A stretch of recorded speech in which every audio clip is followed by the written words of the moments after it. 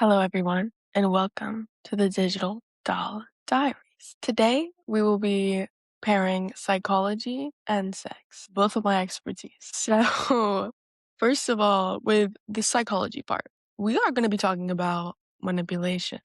We're going to be using manipulation for good. Let me preface that. Good communicators, okay? Use these methods however you want. I'm going to provide you with them, and to each your own how you will use them. So, if you feel like you need to better your communication in your relationship, maybe better your sex life, this podcast is going to be for you. So, without further ado, let's get into the podcast. So, for manipulation, let's get cozy for this. Call it manipulation or call it just better choice of words, setting the stage, if you will. The first one I want to talk about is positive reinforcement. I see a lot of relationships, and all there is nagging.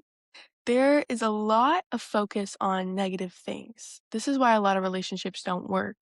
If your port if your partner annoys the fuck out of you and they're always nagging on the things that you're doing wrong, you're going to associate bad feelings with them because everything that comes out of their mouth is something bad about you, the person that you love. And obviously, because they're the person that you love, you are going to take this to heart, obviously. You love that person. So I want you to start doing positive reinforcement. Positive reinforcement works for you and it also works for your other relationships. If you do positive reinforcement to your partner, they will probably act better, honestly. If you're having problems with your relationship at all, positive reinforcement. Telling your partner when you really, really do like the things that they do because they are going to want to continue to please you. This is also, let me preface this is all gonna work if your partner actually gives a fuck about you. If you don't think any of this stuff is gonna work, you need to leave them because what the hell? Some examples of this would be like if you went away and your husband cleaned the whole house for you, he cooked for you, he pays when you're together. Tell him those things. When he does those things, especially when he just does that thing, you get home, dinner's done. Oh my God, babe, I love you so much. This is so kind. You make me feel so loved when you do this. Positive reinforcement, classical conditioning. You are giving them a good stimulus when they do an action. They are going to want to get that good stimulus over and over again. On the flip side, when you give them a negative reaction, they're going to want to do that stuff less, which you think. But positive things work more than negative things. Negative things build resentment. That's all they're going to think about. They're not going to associate you with a kind partner. They're not going to associate you with a grateful partner. This sounds like so simple, and I know, but so many relationships lack this. You need to be basically eating your partner's ass every time they do something good. Because why aren't you? You should be praising them for literally everything. Okay? Like, it's effective. It's very effective. If your partner feels so loved and appreciated by you, they're going to want to do more of these good things for you. Show your appreciation. Okay? This goes on both sides. We're also going to talk about the self-fulfilling prophecy. The same way, if your boyfriend was to come home and tell you, oh my God, you haven't cleaned shit, you're so lazy, you're disgusting, you're a bad girlfriend. If he's gonna say that every single day, you're gonna believe him. You're gonna believe him because that is just being reinforced into your brain. If your boyfriend or girlfriend was to come and tell you every day about how you're the worst boyfriend or girlfriend ever, you don't do anything for them, all of that, you just like don't do anything in the relationship, that is setting an expectation for your relationship. You are setting an expectation for them. Okay. This is now setting an expectation that they're going to, even if they're not doing it subconsciously, they're unconsciously going to be meeting your expectations. Flip side, this also works in your favor. If you tell them you're such a good boyfriend, you're such a good girlfriend, I love when you do this and this and this. This is what makes me feel the most loved. That's amazing. That's a good start. Maybe this is a little manipulative, but it works. If something is bothering you with your partner, okay, you're going to sit them down. You are going to preface this conversation. You are going to set that expectation. You are going to say, hey, baby, I know how much you love me so much and you love making me feel secure in our relationship and you would never do anything to harm our relationship. And I know you just want the best for me all the time. And I just realized that I really, really feel loved and supported when you unfollow girls on social media, when you cook for me, when I get home, or the house is already clean before I get home. Don't you agree that those things are good? Don't you agree that that is helping our relationship because those are making me feel secure? So already setting that scene, you're already setting the expectation. They want you to feel secure. They want you to feel loved. So therefore, bringing these things up that make you feel loved, they're going to want to do them. By setting that expectation, they are now going to want to meet it. They are now, if they actually care about you, they will now want to meet that by doing those things. If you are giving them the literal blueprint on how to make you feel safe, secure, and loved in your relationship, they now have the exact instructions on how to do that, and they will do that. Now, going out of relationships, the self-fulfilling prophecy also works, obviously, with yourself. If you are constantly telling yourself that you're lazy, that you're unproductive, that you are fat, you're ugly, you're gonna believe those things because that is the expectation you've set in your mind. If you tell yourself that you are going to be successful, that you are very attractive, that you hold yourself well, you're very confident, that is not the expectation in your brain and your body and your mind. No other option but to do that because those are the expectations. Your brain only knows what you tell it. So if you're constantly feeding your brain positive things, your brain is not going to know anything other than that. You tell your brain exactly what your reality is, and that becomes your reality because you will act accordingly to your reality that you are setting. The next thing I want to talk about in healthy relationships is just being so overly kind to each other. Think about in the beginning of your relationship when you guys were just showering each other with compliments and everything felt so good. Why did you stop? If anything, shouldn't you be gradually nicer because you have learned about them more, you've loved them more, they've probably done more things for you in the span of the time you've been together. They've probably proved to you that they love you. If this stuff is not resonating with you, you need to reevaluate the person that you're with. But I mean, being overly nice, okay? You need to be showering this person with compliments all the time. It's gonna feel so foreign and weird at first if you don't be doing this all the time. If you're just the kind of couple that has banter all the time, I used to be like that and I used to really like that, just like going back and forth because the way I grew up, if you weren't making fun of somebody, you probably didn't like them or you just weren't comfortable with them. So that's just like a very big way on how my family shows love. The last relationship I was in, though, I learned a lot. He genuinely was like, "Why are you speaking to me like that? What do you mean it's literally just a joke?" And I genuinely thought he was such a baby. I was like, "Bro, you're so sensitive. Like, it's just literally not that deep." But then he's like, "But what's funny about you disrespecting me?" Oh, we actually you're actually so right. And I know that this kind of sounds stupid, but I feel like probably a lot of you will resonate with this. Jokes are not funny when they're disrespectful. Jokes at all are not funny in any kind of mean manner, especially towards your partner. If you are someone that loves to just make jokes, like picky, like fun, whatever, banter, trolling, rage baiting, yada yada, whatever. Like me and my brother will go back and forth and call each other fat fucks all the time. He's literally like not fat at all.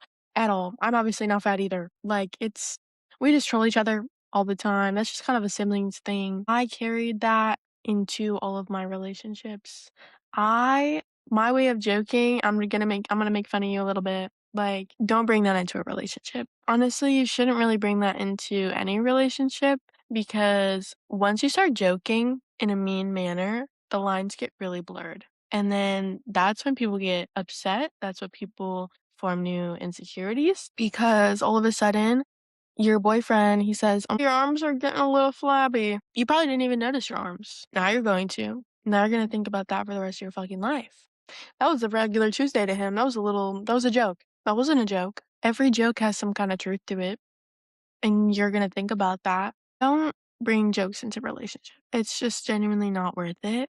You should always be so kind to your partner because why is disrespect funny? It's genuinely not. You should only speak to your partner in the highest regards.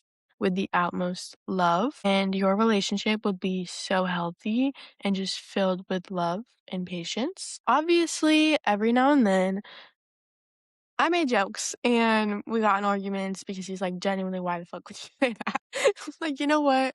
At the time, I thought it was funny, but now that you're literally telling me that that was not okay, I actually feel like shit. And I'm really, really sorry that I even thought that was funny. I'm just rewiring my brain. And if this is like, if it's something you resonate with and just like you grew up with just like that kind of like bullying, like funny, rage baiting, yada yada, like, this is gonna take a minute to adjust if you are trying to adjust from this, but I promise you that all of your relationships will be better when you're much kinder, and everybody will feel much safer with you when you're much kinder. I also just like with talking about arguments, I learned a lot with that also because in past toxic relationships, if my partner was to come to me and be like, "Oh, why are you doing this? I hate when you do this." My first instinct was to defend myself. Your first instinct when someone is coming and attacking you, you want to defend yourself because you don't see yourself in that light. Next time that you have an argument,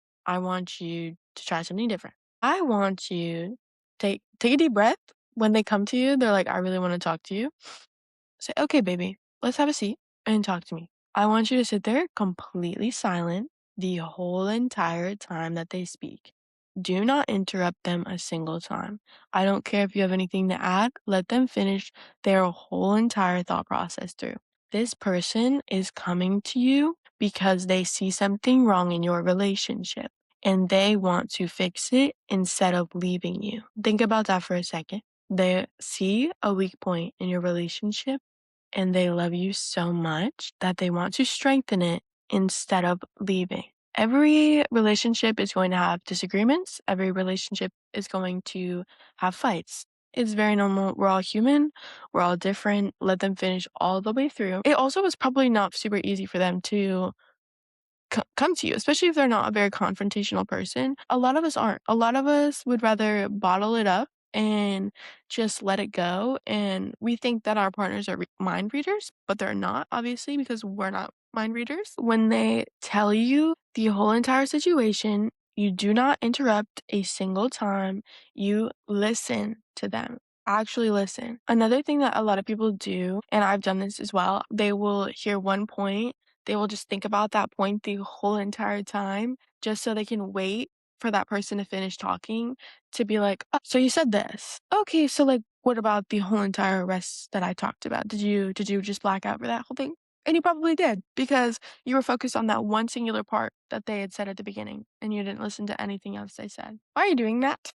Don't do that. Don't be that person. Yeah, just hear them all the way through. Actually hear them, actually listen, and then you need to empathize. You need to put yourself in their shoes. You need to imagine if they had done what you had done. So, like, think about if they did this shit to you, would you be upset as well? Probably if they're bringing it up to you. Okay.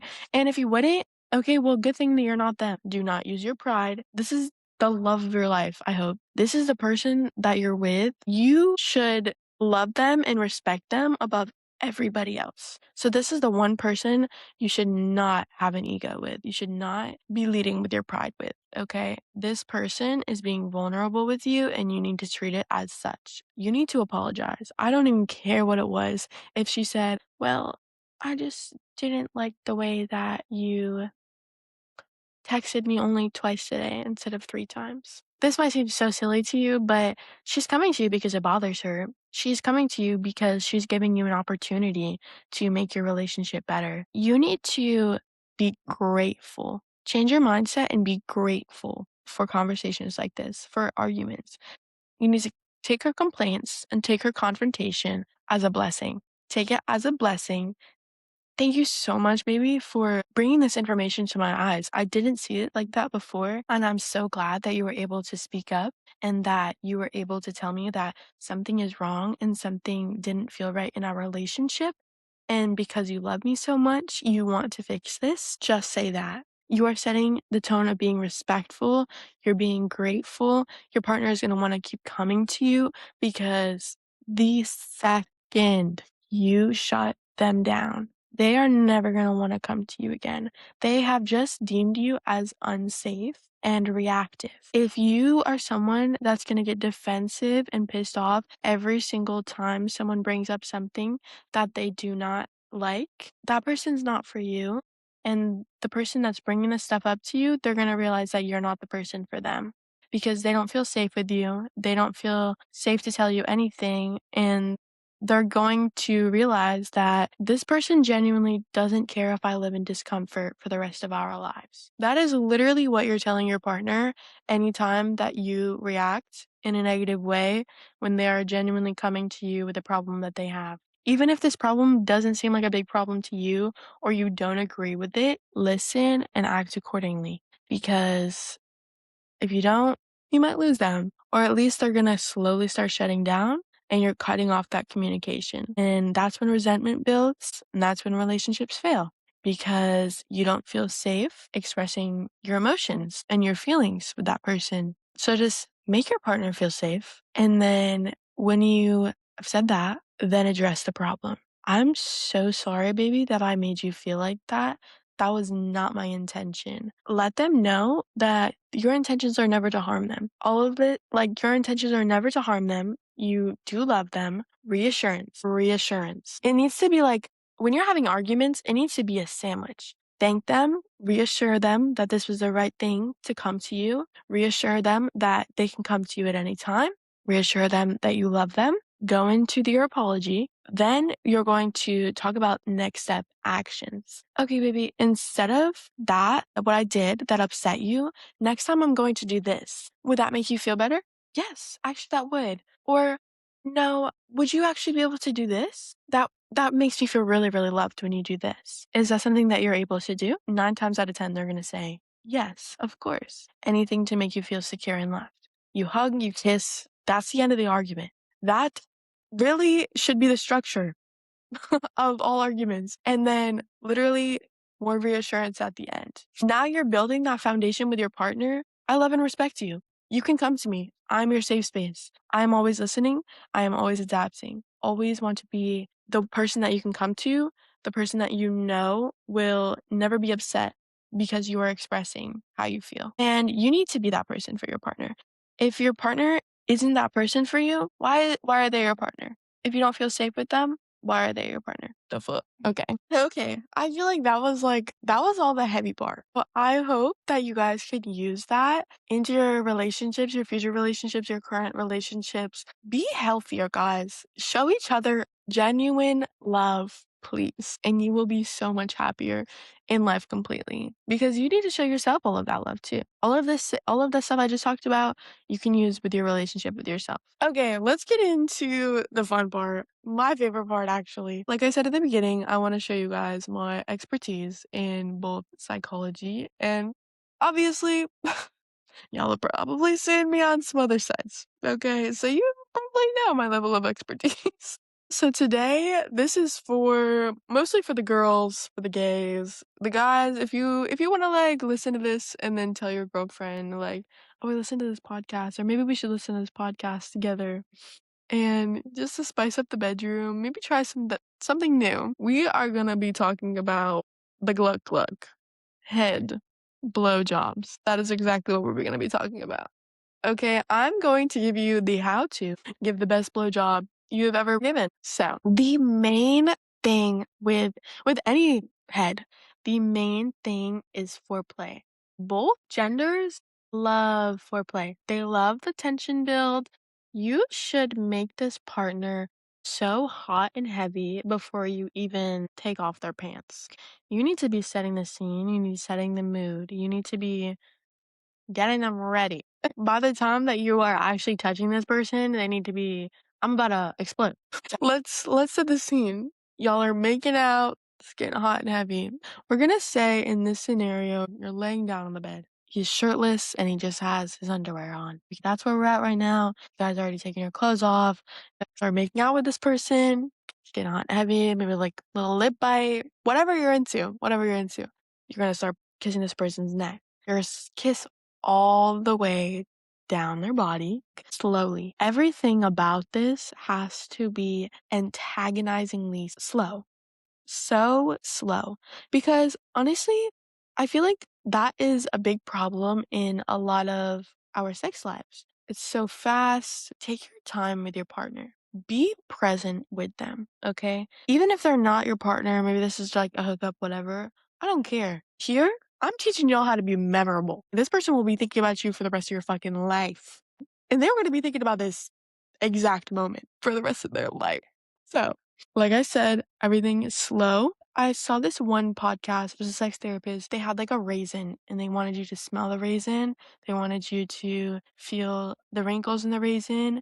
They wanted you to just like basically see everything about the raisin before you even tasted it. It's like foreplay. Like you need to take your time with your partner. Make it sensual, make it slow, make it romantic. Head is not foreplay. For anyone that needs to hear that, head is not foreplay. If you are gonna just like go in straight, no foreplay, bro, I'm not even turned on. And you just think you're just about to go eat it. And then I'm just, yeah, eventually I guess I'll get turned on. But like, if you could do all this stuff before, you would be down there not as long, not as long at all. If you just, preheat the oven. Okay. It's like cooking. Do not just shove it in there. I guess it's going to cook, but it's going to cook all fuck ways. Like where it could have just been cooked perfectly, for a lot less time if you just put it in after it's preheated. Y'all are catching on what I'm saying? Okay. So, kisses. Start kissing all the way down his body, his stomach, and then we're going to start on the hip bones. Kiss the hip bones. Play with the waistband, okay?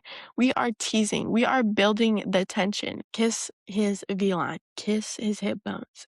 Then we're going to start going to the inner thighs. You're going to start kissing the inner thighs. Maybe like a little bite, like whatever y'all are into. Spice it up a little bit. Like bite, lick, kiss, all of it. This whole time while you're kissing his inner thighs, you're rubbing your hand super softly over his thing. So super softly, everything soft, slow. The build up, please. So you're running your hand over it. Men like to be praised too. Men like to be talked to too.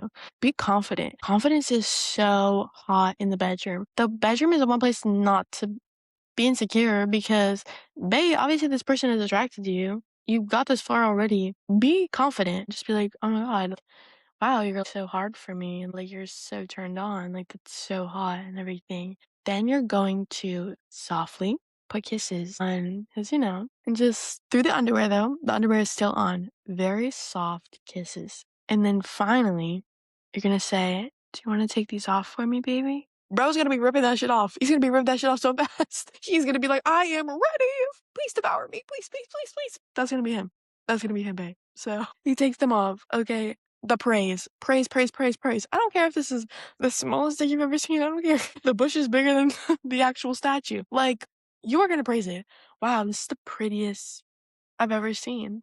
Where, wow, but you look so yummy. My mouth is literally watering. You're gonna be doing this while you just are like rubbing his thighs, making eye contact. Eye contact while you say this stuff. So important. It's so hot. Eye contact. Don't be like staring into his soul the whole entire time. Like, don't be like a fucking weirdo. Confident, cute, maybe a little head tilt, like maybe a little like, you don't have to like stare at him the whole time. Praise him while we're building it up, running your hands up his thighs and everything. Then we're going to do the kisses again. We're not kissing it, we're kissing around it. Okay? We're kissing his hip bones. We're starting at the hip, we're kissing in to where it's literally touching our cheek. Okay? And then you're gonna go around it. You can like grab it, move it, and then kiss around it to his other hip. Let him know that you are excited to do this. Nobody wants you to please them if they know that you don't want to please them. So you need to be looking at that thing like you're on death row and that's your last meal.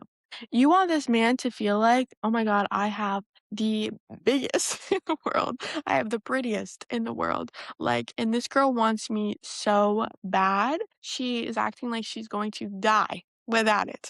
I don't care if you are or not, but you're gonna act like it.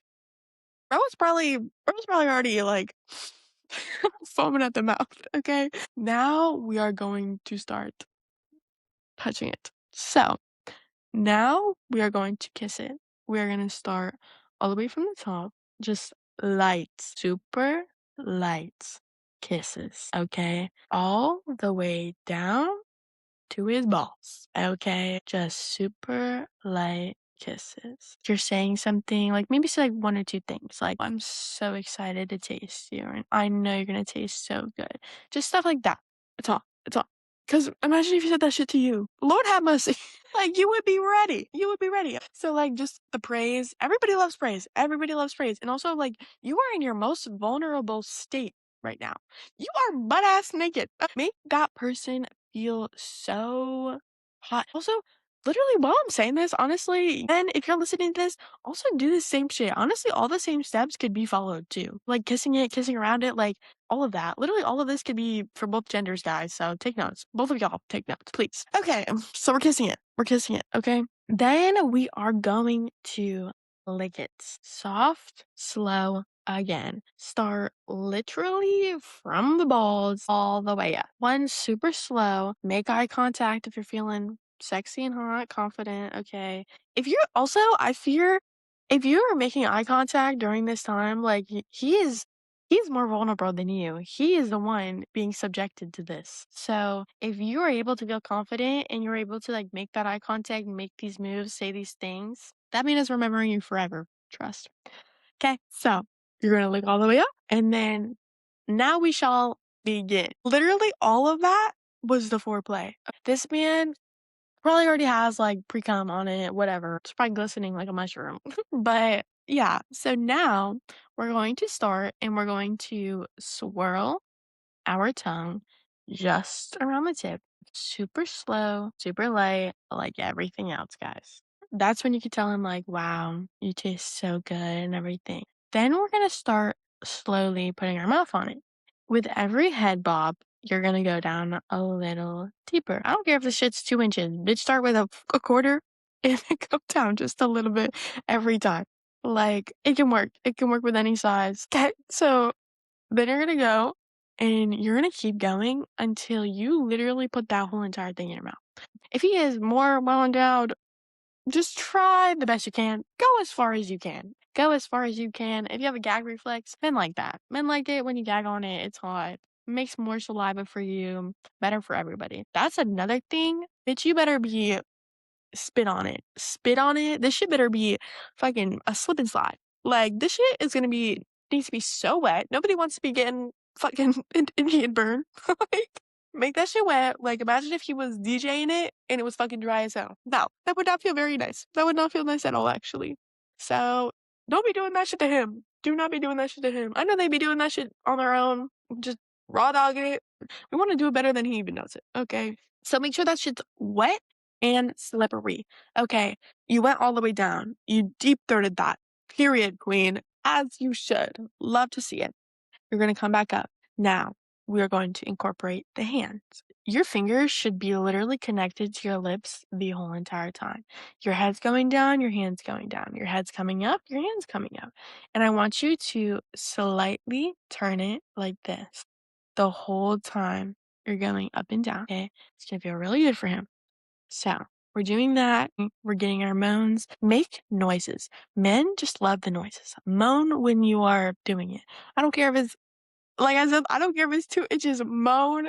Make him feel like he is doing something. Okay. If you love this man, make sure, like, if you don't love this man or you're not interested in this man, why are we even here? Okay. So you're already here. So I don't care if you love this man, you're going to make him believe that you love him. Okay, just through your actions, okay? Because yeah, any man is gonna fall in love with you after this, okay? So after that, you're going down. Everything is sloppy. Everything is wet. Spit on it if you need to. If you need more spit, literally just gag. It'll come. It'll more spit will come up. Yeah. So there's that. And yeah, so you're just gonna be moving your hand same time with your mouth up and down. And then when you're getting like a little bit like fatigue, like, after a little bit, this is when we are using the special. He is not going to forget you with this one. Okay. You are going to put one hand on top of the other and you're going to go opposite directions while also using your mouth on the tip. Can't obviously use two hands for everybody. you can use 2 fingers. You can go all the way down. Like, babe, you can use your fingers, okay? If it's your pinkies, use fingers if you can't use hands, okay? But you're gonna be using both hands. Even if you're rotating just one fucking finger, bruh. Like, you are rotating, okay? Opposite directions, and you're going on your mouth, okay? This man is gonna be like, "What the actual fuck is happening, and why is my soul leaving my body?" I forgot to say this part also, but before you do the 2 hands, I want you to be using 1 hand, and then you're gonna start playing with his balls, okay? Everything's gonna be wet. You're gonna be, like, just, like, massaging them, maybe, like some men like a little, like, tug. Whatever they're into, you can, like, communicate that too, like, maybe, like, try it and then be like, "Do you like that?" Like, make sure you're, like, talking to him, like, also, like, get feedback, like, maybe don't be the bitch that says, like, literally, like, you be talking all the time, because like, that's so annoying when you're like, "Do you like that? Do you like that? Do you like that? Oh, do you like this? Do you like this?" And it's like, "Holy shit," like, I can't even, like I'm not gonna finish because I'm so like like, "Bitch, shut up." Like, just fucking gag on it, shit. Like that's probably what they're gonna be thinking. So, like, maybe, like, 1 or 2 max. Don't be going over 1 or 2, okay? Ask them for pointers or even say, like, "Tell me what you like," you know? Then he could tell you. Or you'd be like, "You're doing amazing. Keep doing that." Which you're probably just gonna say it. So, you're welcome. That will honestly be it for today's podcast, and I really hope that you guys enjoyed this. If you haven't seen my first podcast episode, please go and look at that right now. Kind of gives you a backstory about me and just how I started into this whole industry. I have an OnlyFans for anyone that doesn't know. This podcast is going to cover so many things, but I really want to be able to use my psychology degree and bring you guys more knowledge with that and just like bettering your lives. I want you guys to be living your healthiest lives, healthiest relationships, healthiest sex lives, best sex lives. So if you too want to upgrade your life in literally every way possible, subscribe, like this video, comment, please leave me a 5-star rating. I love you guys so much, and I will see you guys next Wednesday.